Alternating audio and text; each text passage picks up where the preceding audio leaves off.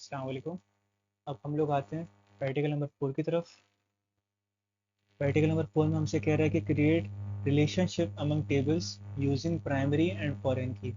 जैसे कि हम लोगों ने पिछले प्रैक्टिकल्स में बात किया था कि प्राइमरी की और फॉरेन की का हम लोग यूज़ करेंगे, तो मैं इसका यूज़ अभी आप लोगों को यहाँ पे करके दिखाऊंगा। पहले सेम तरीके से हम लोग अपने प्रैक्टिकल फोल्डर बनाते हैं। हमारा ये प्रैक्टिकल नंबर 4 है, तो प्रैक्टिकल 04 ओके किया।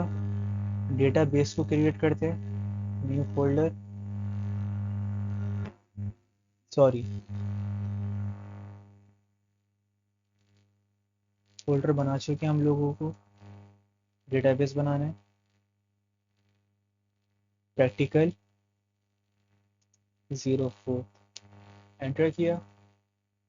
अब रिलेशनशिप हमेशा दो टेबल्स के दरमियान बनता है, तो अभी हमें दो टेबल्स बनाने होंगे। तो हम लोगों ने जो अभी एग्जाम्पल ली है वो डिपार्टमेंट के लिए, कि वहाँ के जो वर्कर्स हैं वो डिपार्टमेंट से किस तरीके से लिंक कर रहे हैं, उनकी आईडी का नंबर क्या है। तो अभी हम लोग यहाँ पे दो टेबल बनाएंगे, एक डिपार्टमेंट के नाम से बनाएंगे और एक वर्कर के नाम से बनाएंगे। पहले हम लोग डिपार्टमेंट के नाम से टेबल बनाते हैं। यहाँ पर डिज़ाइन व्यू में गए, टेबल का नाम रखते हैं हम लोग डिपार्टमेंट। ओके किया।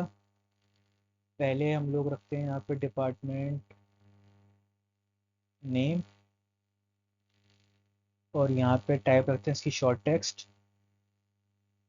अब यहाँ पे होते हैं डिपार्टमेंट आईडी, स्मॉल फॉर्म में लिख रहा हूँ मैं, डीपीटी आईडी। और इसकी टाइप रखते हैं नंबर। अच्छा, प्राइमरी की के बारे में, प्राइमरी की का मकसद होता है कि आप उस पर्टिकुलर कॉलम को यूनिक बना रहे हो। यूनिक से मुराद कि वहाँ पर अगर किसी रो में एक नंबर आ चुका है तो वो नंबर दोबारा से रिपीट नहीं हो सकता। जैसे कि आपके रोल नंबर्स होते हैं कि आपका रोल नंबर यूनिक है, जो रोल नंबर आपके पास है वो रोल नंबर किसी और के पास नहीं होगा। इसी तरीके से प्राइमरी की का भी मतलब यही होता है कि यूनिकनेस, कि जो नंबर एक बार यूज़ हो गया है वो दोबारा से यूज़ नहीं होगा। इसको सेव कर लेते हैं। सेव करने के बाद डेटा शीट व्यू में आते हैं। पहले डिपार्टमेंट का नेम, फॉर एग्जांपल डिपार्टमेंट का नाम रखते हुए हैं first department, first D2। ID रखते हैं इसकी हम लोग 1001। दूसरे डिपार्टमेंट का नाम दे देते हैं सेकंड डिपार्टमेंट, इसकी रखते हैं 1002। तीसरे का नाम रखते हैं थर्ड डिपार्टमेंट, इसकी आईडी रखते हैं हम लोग 1003। ठीक है, अभी हमारा ये डिपार्टमेंट टेबल बन गया। अब हम दूसरा टेबल बनाते हैं वर्कर के नाम से। डिज़ाइन व्यू पे जाएंगे, टेबल का नाम रखते हैं वर्कर। ओके किया। ओके करने के बाद वर्कर नेम, और यहाँ पर शॉर्ट टेक्स्ट आ जाएगा। अब रखते हैं वर्कर आईडी। वर्कर आईडी जो है अब हमारे पास, हम उसको फॉरेन की बनाएंगे, मतलब कि जो हमारी आईडी जो होगी ना वो उससे लिंक करती हो। बल्कि वर्कर आईडी से अच्छा मैं रखता हूँ डिपार्टमेंट आईडी, क्योंकि वर्कर के नाम के सामने डिपार्टमेंट की आईडी आनी चाहिए। ठीक है, और इसकी हम लोग टाइप रख देते हैं नंबर। अच्छा, फॉरेन की के अंदर ये एक रिक्वायरमेंट होती है कि अगर आप किसी कॉलम को लिंक करवा रहे हो तो उन दोनों की टाइप हमेशा सेम होनी चाहिए। जैसे कि हम लोगों ने वहाँ पर डिपार्टमेंट में जाके डिपार्टमेंट आईडी को, एक मिनट में इसको डिज़ाइन व्यू में खोलता हूँ, नंबर रखा था, तो हमें वर्कर में भी आके इसको नंबर रखना पड़ेगा लिंक करवाने के लिए। सही है, डिपार्टमेंट आप लोग देख चुके हैं। मैं इसको डिस्प्ले व्यू में खोलता हूँ। हम लोग यहाँ पे 3 रोज बना चुके हैं। डिपार्टमेंट के नाम हम लोगों ने सिंपल से रखे हैं, हमें मकसद है डिपार्टमेंट की आईडी से 1001, 1002, 1003। ठीक है, वर्कर पे आते हैं। यहाँ पर भी हम लोगों ने 2 कॉलम्स बनाए थे। फर्स्ट के अंदर शॉर्ट टेक्स्ट रखी टाइप, और सेकंड में नंबर रखी, क्योंकि हमें डिपार्टमेंट आईडी को फॉरन की बनाना था। इसको भी हम लोग डेटा शीट व्यू में खोल लेते हैं, सेव कर लेते हैं। यस, अब मैं यहाँ पर कोई डेटा इनपुट नहीं कर रहा अभी, पहले हम इसको रिलेशन में लेके आ जाए। रिलेशन के बाद हमें अंदाज़ा होगा कि ये किस तरीके से लिंक कर रहा है। ठीक, अब डेटाबेस टूल्स पे जाएंगे। यहाँ पे रिलेशनशिप का ऑप्शन बना हुआ है, इस पर क्लिक करना है हमें। क्लिक करने के बाद दोनों टेबल्स के नाम सामने, डिपार्टमेंट्स और वर्कर।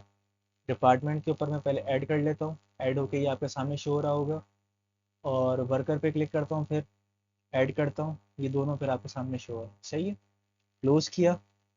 अब हमें लिंक करवाना था किसको, डिपार्टमेंट आईडी को डिपार्टमेंट वाले टेबल में से, और वर्कर में से डिपार्टमेंट आईडी को, मतलब कि डिपार्टमेंट आईडीज वगैरह जो सेपरेट टेबल में रखी हुई हैं वो दूसरे वर्कर के टेबल में वो उससे मैच कर रही हैं कि नहीं। पहले मैं उसको रिलेशन में लेके आ जाऊँ, फिर आपको समझ में आएगा कि फ़ौरन की हमारा का जो काम है वो यहाँ पर किस तरीके से हो रहा है। तो मैं सिंपली इसको ड्रैग करूँगा, ड्रैग करके यहाँ पे लेके आता हूँ, पोस्ट करता हूँ, पोस्ट करने के बाद क्रिएट पे क्लिक किया, the database engine could not log tail. अच्छा, रिलेशनशिप क्रिएट करने से पहले हमेशा ये सारा काम ना बैकएंड पे होता है। अभी हमारे पास ये दोनों टेबल्स ओपन हुए थे, तो हम पहले इसको क्लोज कर लेंगे। क्लोज किया, क्लोज करने के बाद अब हम इसको लिंक कराते हैं, इन्फोर्स करते हैं, क्रिएट करते हैं। अब देखिए आपके सामने ये लाइन बनी हुई आ गई, मतलब कि ये दोनों से लिंक करी है। अब मैं जाता हूँ वर्कर के टेबल के ऊपर, वहाँ पर डेटा को इनपुट करता हूँ। अब आपको पूरा कॉन्सेप्ट समझ में आ जाएगा।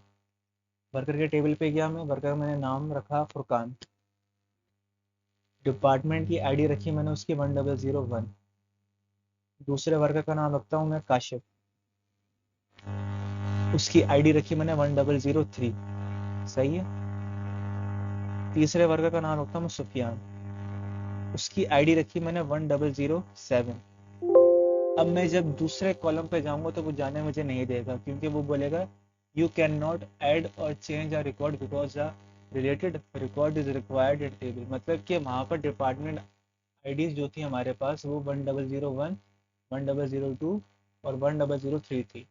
जैसे ही मैंने कोई और सी आईडी रखी तो उसने फिर बोला कि जो आपने हमें टेबल दिया हुआ था वहाँ पर उस टेबल के अंदर वो पर्टिकुलर डिपार्टमेंट की आईडी है ही नहीं, तो इसलिए वो उस रिकॉर्ड को एक्सेप्ट नहीं करेगा।